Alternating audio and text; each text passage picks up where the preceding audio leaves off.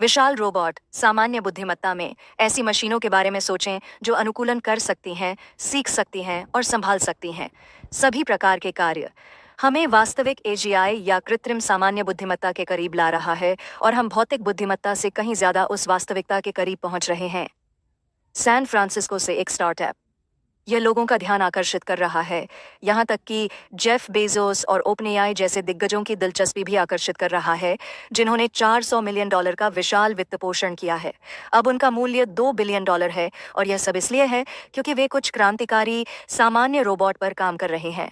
सामान्य एकल कार्य रोबोट के विपरीत ये रोबोट अपने नए एआई मॉडल द्वारा संचालित हैं, जिसे पाई जीरो कहा जाता है, अनुकूलनीय होने के लिए डिजाइन किए गए हैं।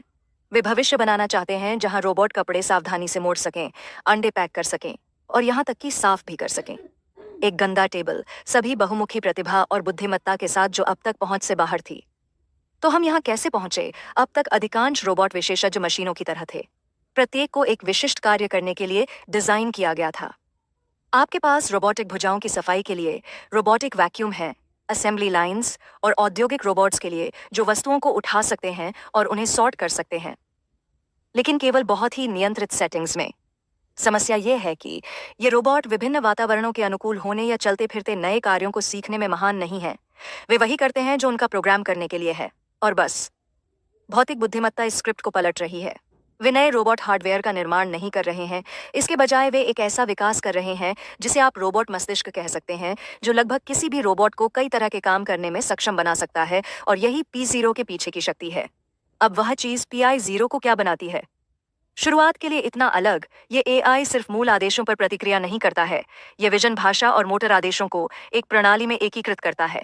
चारों ओर देखें, समझें कि टेबल पर क्या है और यह पता लगाएं कि काम कैसे किया जाए। इसे विभिन्न रोबोट सेटअपों से 10,000 घंटों के डेटा पर प्रशिक्षित किया गया है, इसलिए यह केवल चलना नहीं जानता है, ये जानता है कि एक इंसान की तरह ये जो महसूस करता है उसके आधार पर अपनी हरकतों को कैसे समायोजित और परिष्कृत करना है। I0 मॉडल प्रति सेकंड 50 मोटर कमांड तक का प्रदर्शन कर सकता है। कल्पना करें कि इसकी हरकतें कितनी सटीक और फ्लू बनाती हैं। इस तरह के कार्यों को कुशलता से संभालने की यह क्षमता महत्वपूर्ण है।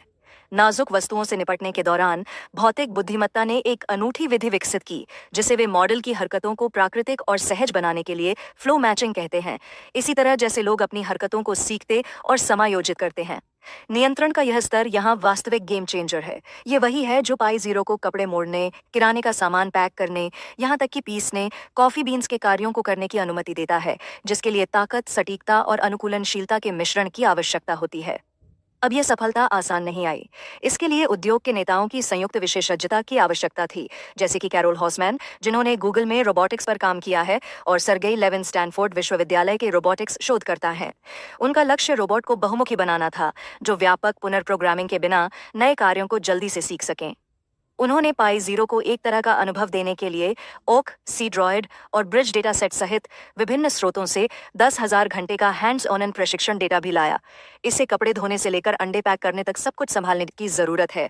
वह सारा प्रशिक्षण डेटा पाई0 कई प्रकार के robot, single arm, dual arm और यहाँ तक कि मोबाइल रोबोट के साथ काम कर सकता है, जो कार्य करते समय इधर उधर घूम सकता है।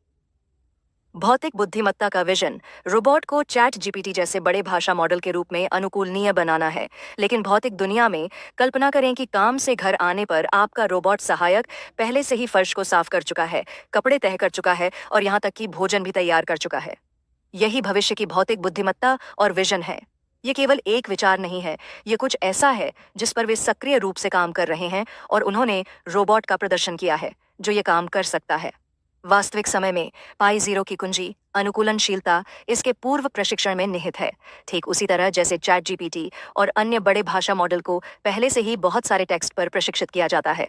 फाइन ट्यून्ड पाई0 को विभिन्न रोबोटिक क्रियाओं पर पहले से प्रशिक्षित किया जाता है, लेकिन टेक्स्ट के बजाय इसे कपड़े तह करने से लेकर अंडे को बिना तोड़े ढेर करने जैसे नाजुक कामों पर प्रशिक्षित किया जाता है। इस व्यापक प्री ट्रेनिंग के बाद PI0 कई तरह के कामों को संभाल सकता है। बॉक्स से बाहर निकलते ही सरल कामों के लिए किसी अतिरिक्त प्रशिक्षण की आवश्यकता नहीं होती, और अधिक जटिल बहुचरणीय कार्यों के लिए इसे फाइन ट्यून किया जा सकता है, ठीक वैसे ही जैसे किसी भाषा मॉडल को फाइन ट्यून किया जाता है। यहाँ चीजें वाकई दिलचस्प हो जाती हैं पाई0 को ये सभी कौशल सिखाने के लिए। भौतिक बुद्धिमत्ता ने वेब के चारों ओर से सिर्फ रोबोटिक डेटा ही इकट्ठा नहीं किया। चूंकि रोबोट की क्रियाओं का कोई विशाल डेटाबेस नहीं है, जैसे टेक्स्ट के लिए है, उन्हें अपना डेटा स्वयं बनाना पड़ा। उन्होंने विजन भाषा मॉडल के संयोजन का उपयोग किया, जो एआई की मदद करता है, छवियों और टेक्स्ट दोनों को समझता है और फिर एआई छवि निर्माण से तकनीकों को लागू करता है।